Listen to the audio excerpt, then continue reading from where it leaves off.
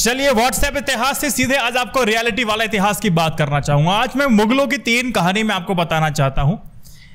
देखिए, मुगल शासकों पर जितनी भी किताबें लिखी गई हैं उनमें से अधिकतर में ना मुगल शासकों को एक तानाशाही के तौर पर बताया गया है, लिखा हुआ मिलता है। बात सही भी है, लेकिन अकबर जैसे कुछ एक ऐसे शासक है जिससे हमें सीखना चाहिए, जिनसे जुड़े कुछ अध्याय बेहद पॉजिटिव हैं। जी हां, अकबर के लिए कहा जाता है कि वो अन्य शासकों से अलग धर्मनिरपेक्ष था, सेक्युलर था और सभी धर्मों को साथ लेकर चलने की बात हमेशा की जाती थी। इसके ही गवाह है अकबर के राज में आए कुछ सिक्के। ये सिक्का आप स्क्रीन पे देख रहे हैं। दरअसल ये सिक्के ऐसे थे जिन पर भगवान राम और राम दरबार की तस्वीरें थीं। ये प्रचलन में थी, इनको चलाया गया था अकबर के द्वारा। अकबर के लिए कहा जाता है कि मुगल शासकों ने धर्म को राजनीति से अलग रखा। वाकई रखना भी चाहिए। उसके शासनकाल में सभी धर्म के लोगों को अपने धर्म का पालन करना, पूजा पाठ तथा धर्म स्थल बनाने की पूरी स्वतंत्रता थी, बना सकते हैं। अकबर ने नए हिंदू मंदिरों को बनवाने की अनुमति भी दी थी। इसके अलावा भी अकबर ने कई मंदिरों में विकास कार्य किए, दान दिए। अकबर की छवि अन्य मुगल सम्राट की तरह बिल्कुल नहीं रही है। इसी क्रम में अकबर ने भगवान राम लक्ष्मण की तस्वीरें वाले सिक्के छपवाए। देखो, फुल स्क्रीन देख लो आप, यही सिक्के। अकबर ने 1604 से लेकर के 1605 में हिंदू भगवानों के सम्मान में ही सिक्के जारी किए थे।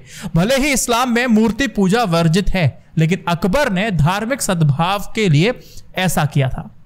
उन्होंने अपने नए धार्मिक विचार के हिस्से के रूप में ऐसा किया था, जिससे उन्होंने सभी धर्मों को एक साथ लेकर के आते हैं, एक साथ धर्म को देखते हैं। ना कोई भेदभाव था और ना किसी को करने देते थे।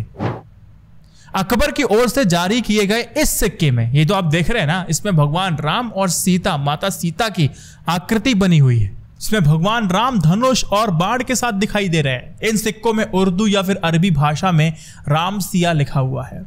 अक्सर सोशल मीडिया पर भी ये तस्वीरें वायरल होती रहती हैं लगातार, आपने देखा होगा। आप लोग को लगता होगा ये तो फेक होता ही होगा, क्योंकि अकबर के बारे में इतना तो हमने कुछ पढ़ा भी नहीं है।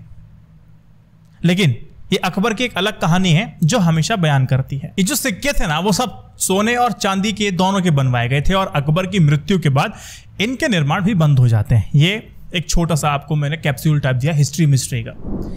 एक सेकंड स्टोरी। शादी के बाद मुगल बादशाह अकबर लंबे समय तक औलाद के सुख से वंचित रहे थे। उन्होंने दरगाह जाते हैं, फकीरों के आगे सिर झुकाते हैं। उसके बाद जहांगीर का जन्म होता है।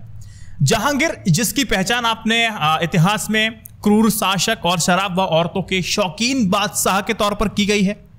शहजादे सलीम ने जब मुगल साम्राज्य की बागडोर संभाली तो उसे जहांगीर की उपाधि दी गई थी। जहांगीर का मतलब समझते हैं आप? दुनिया को जीतने वाला। एलिसन बैंक्स फ्रेंडली अपनी किताब में नूर जहां, emperor of Mughal India, Jahangir की क्रूरता के किस्से दर्ज हैं, पढ़ सकते हैं। वहां लिखा गया है कि 17 अक्टूबर 1605 को अकबर की मौत के बाद जहांगीर मुगल तख्त पर काबिज होता है।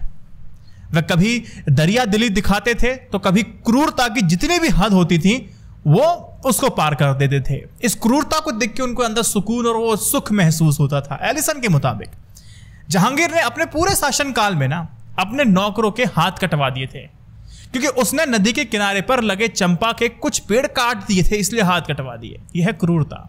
जहांगीर ने सिर्फ आम लोगों पर क्रूरता नहीं बरपाई, बल्कि खुद के बेटे पर भी इतने जुल्म ढाए, भाई साहब सुन नहीं सकते आप। बेटे का नाम था खुसरो। खुसरो के बगावत करने पर जहांगीर ने उसकी आंख फोड़ दी थी। ऐसा करने के बाद उसने लंबे समय तक बेटे की आंख का इलाज भी कराया, लेकिन उसकी आंखों की रोशनी फिर भी वापस नहीं आ सकी थी। इतनी क्रूरता। जनता तो जनता, अपना बेटा भी। एक हिस्टोरियन है बेम्बर गोइस्कॉन, अपनी किताब द ग्रेट मुगल्स में साफ तौर पे लिखा है उन्होंने कि मुगल बादशाह जहांगीर को नजरों के सामने क्रूरता होते हुए देखना काफी ज्यादा पसंद था। फिर चाहे अपराधियों को हाथियों के जरिए कुचलवाना का नजारा हो या फिर किसी के हाथों चीनी मिट्टी का कप टूटने पर उसे चीन जाकर नया कप लाने का आदेश देना हो। ये तो भाई साहब, ये तो इनके किस्से हैं। और जहांगीर से जुड़ा एक और विवाद है, मैं आपको बताऊं कि सिखों के 5वें गुरु थे अर्जुन देव जी। उनका कत्ल भी जहांगीर ने कराया था। इतिहासकार मुनीलाल ने जहांगीर की जीवन में इस किस्से का जिक्र किया है। अच्छा, वो बताते हैं कि बगावत करने वाले बेटे जो खुसरो की मदद करने पर बौखलाया हुआ जहांगीर गुरु अर्जुन देव के पास गया। वह बोला, आप एक संत हैं और अमीर गरीब सभी के लिए बराबर हैं, फिर आपने मेरे बेटे को धन क्यों दिया? गुरु अर्जुन देव ने जवाब देते हैं कि देखो, मैंने ऐसा इसीलिए किया क्योंकि वो सफर पर जा रहा था, ना कि वो आपका विरोधी इसलिए। अगर ऐसा नहीं करता तो गुरु नानक का शिष्य कहलाने लायक ना रह जाता। ये बात सुनकर के जहांगीर भड़क उठता है, उसे बंदी बनाकर कोठरी में डलवा देता है। कुछ दिनों बाद रावी के तट पर उनकी हत्या करवा दी जाती है। एक किंवदंती ये भी है कि उनसे धर्म परिवर्तन करने के लिए कहा भी गया था कि आप हमारा इस्लाम कबूल कर लीजिए, लेकिन उन्होंने मना कर दिया था। इतिहासकार ये बताते हैं कि जो जहांगीर था ना, उसको दमा की बीमारी थी, उसे धूल से और गर्मी से बहुत ज्यादा एलर्जी थी, मतलब बर्दाश्त नहीं होती थी। यही वजह रही अपने जीवन के अंतिम दौर में भी जहांगीर कश्मीर चला जाता है। वहां उसके साथ जो उसकी बेगम है नूर जहान और दोनों दामाद रहने लगे थे, जहां पर उसके रहने की व्यवस्था की गई थी। उसे चंगेज घाटी जगह से जाना जाता है। 28 अक्टूबर 1627 को जहांगीर ने 58 साल की उम्र में ही दम तोड़ दिया था। एक अंतिम बात और मेरी सुन लीजिए बस। अच्छा, मुगल के इतिहास में ना एक ऐसा ताकतवर बादशाह भी रहा है जिसने हर वो चीज पाई जो उसको बिल्कुल पसंद आई। पसंद आ जाइए, लाइए।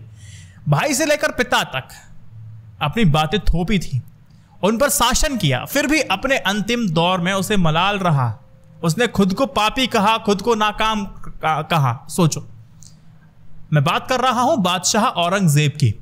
औरंगजेब जीवन के अंतिम समय में बदल गया था। अशोक के साथ भी ऐसा हुआ था कुछ। उस बदलाव को महसूस करके वो पछताता भी रहा। उसका शरीर जो था बूढ़ा हो गया, आंखें अंदर ढसती जा रही थी, हाथ और पैरों में कमजोरी थी, वो असर दिखने लगा था, दाढ़ी एकदम सफेद पड़ चुकी थी, शरीर की चमड़ी पर सैकड़ों सिलवटें थी। वह अंदर ही अंदर पछताता रहता था, अपने किए हुए कर्मों को याद करता था। पहले कहने की कुछ कोशिश करता, फिर अचानक लफ्जों पर, जुबान पर उसकी रोक लेना आदत सी बन गई थी। आजम शाह ने अपने पिता को उस हालत में देखकर के कई बार वजह जानने की कोशिश की, लेकिन जब वजह जानने की कोशिश की लेकिन वो नाकामयाब रहा। पिता की हालत को देखकर के शहजादे के जहन में एक ही सवाल आता रहा, बिजली की तरह वो सवाल कौंधता रहा कि क्या ये वही बादशाह है जिसने अपने दम पर इतनी सल्तनत खड़ी कर दी। 15 करोड़ लोग इनके भरोसे रहे, पर आज यह इंसान खुद अपनी ही अंगूठी और कपड़ों का बोझ नहीं उठा पा रहा। अपने इस सवाल को लेकर शहजादा उस शिविर से निकला जो मुगलिया सल्तनत से काफी दूर बनाया गया था। अपने अंतिम दिनों में औरंगजेब को आखिर इतना पछतावा क्यों था? खुद को पापी और नाकामयाब व्यक्ति खुद को क्यों कहा? यह आपको एक बात से समझना पड़ेगा।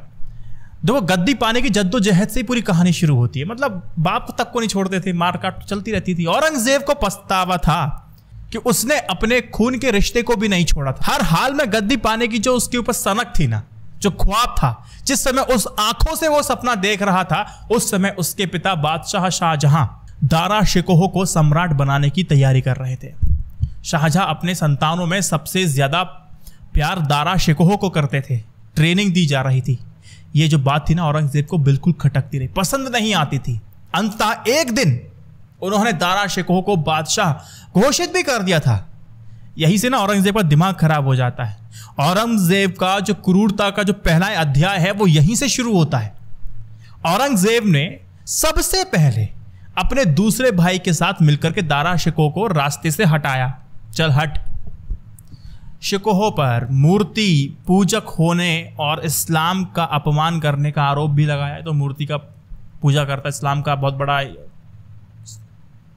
इसी के आड़ में औरंगजेब ने विद्रोह किया, दारा शिकोह की हत्या और मुगल साम्राज्य पर काबिज हो गया। हिंदुस्तान का सर्वे सर्वा बनने के नशे में औरंगजेब ने अपने पिता को भी नहीं बख्शा। बोले यार, आदमी बुढ़ा हो गया, मुझे बनने नहीं दे रहा। ताउम्र बंदी बना के रखा। बहुत जुल्म ढाए। औरंगजेब जब मुगल इतिहास का एकमात्र एक ऐसा बादशाह रहा जिसे भारतीयों ने कभी पसंद नहीं किया। उसने क्रूरता की हदें जो थी पार करते हुए अपनी पिता भाई को भी नहीं छोड़ा था। सिर्फ अपनों के साथ धोखा ही नहीं, औरंगजेब ने हिंदू मंदिरों को भी नहीं छोड़ा था।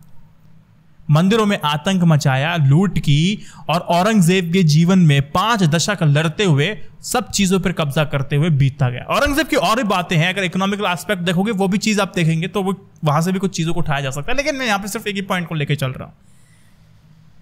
औरंगजेब कहता था कि अल्लाह के लिए वफादारी है भाई साहब मेरी, और किसी के लिए नहीं। औरंगजेब अपने रिश्तों के लिए भी कभी ईमानदार बिल्कुल नहीं रहा, वो सिर्फ अल्लाह के प्रति वफादार था। जीवन के अंतिम दिनों में अब उसे अपने बुरे कर्म सताने लगे थे। उसे लगने लगा था कि देखो अल्लाह के सामने मैं जाऊंगा तो मैं कैसे सामना करने जाऊंगा, मैं सामना नहीं कर पाऊंगा। उसने अपने छोटे बेटे काम बख्श को बुलाया और कहा कि मेरे मरने के बाद ना लोग मेरे बारे में क्या सोचेंगे, मुझे लगता है जो मैंने दूसरे लोगों के साथ किया ना, अब वही मेरे अपने लोगों के साथ होगा। मैं एक बादशाह के तौर पर नाकामयाब साबित हुआ हूं। मैं अपने उस दौर में हूं जब अल्लाह से मिलने की घड़ी नजदीक आ गई है। मेरे जो गुनाह ऐसे हैं जिसे कभी भी माफ नहीं किए जा सकते। मुझे कब्र पर छांव भी नसीब नहीं होगी। ये शब्द थे औरंगजेब के। औरंगजेब ने मरने से पहले लिख दिया था, क्या लिखा था कि मेरी मौत पर कोई दिखावा बिल्कुल ना किया जाए, संगीत बिल्कुल ना बजाया जाए, कोई समारोह सेरेमनी बिल्कुल नहीं होनी चाहिए, मेरी कब्र पर कोई इमारत ना बनाई जाए, सिर्फ एक चबूतरा बना दिया जाए जिस पर किसी भी दरखत की छाव ना पड़े। मैं नहीं चाहता कि मुझे छाव नसीब हो। मौत के बाद मेरा चेहरा भी बिल्कुल नहीं ढका जाना चाहिए ताकि अल्लाह से सीधे रूबरू हो सकूं। ये औरंगजेब की बातें थी। तो इतिहास की ऐसी बातें अगर आपको सुनने का मन है या जानने का मन है, मुझे बता सकते हैं। भगत सिंह को महात्मा गांधी ने मरवाया, फांसी से बचा सकते थे, ये एक तथ्य है। महात्मा गांधी चाहते भी तब भी नहीं बचा पाते। भगत सिंह को तो पता है किसने मरवाया, कैपिटलिस्ट लोगों ने मरवाया, पूंजीपतियों लोगों ने मरवाया। नहीं पढ़ी किताब तो नहीं पता होगा। एक ये भी तो कहा जाता है नाथूराम गोडसे ने पहला प्रयास किया था और महात्मा गांधी को मार दिया था। क्यों मार दिया था? क्योंकि पाकिस्तान बंटवारा कर दिया, 55 करोड़ दे दिए, उसके लिए अनशन किया, इसलिए मार दिया। झूठ, इससे बड़ा कोई झूठ नहीं हो सकता। अगर आप चाहते हैं इस पर बात करना, मुझे कमेंट सेक्शन में भर भर के प्यार देना पड़ेगा, बताना पड़ेगा, क्योंकि इतिहास मिटाया जा रहा है। कम से कम मिटने से पहले तो समझ तो लो कि इतिहास में लिखा क्या था। इस वीडियो को 3 व्हाट्सएप ग्रुप में शेयर कीजिएगा, निवेदन है आपसे। जय हिंद, वंदे मातरम। Stay updated, stay educated. सत्यमेव जयते। नमस्कार।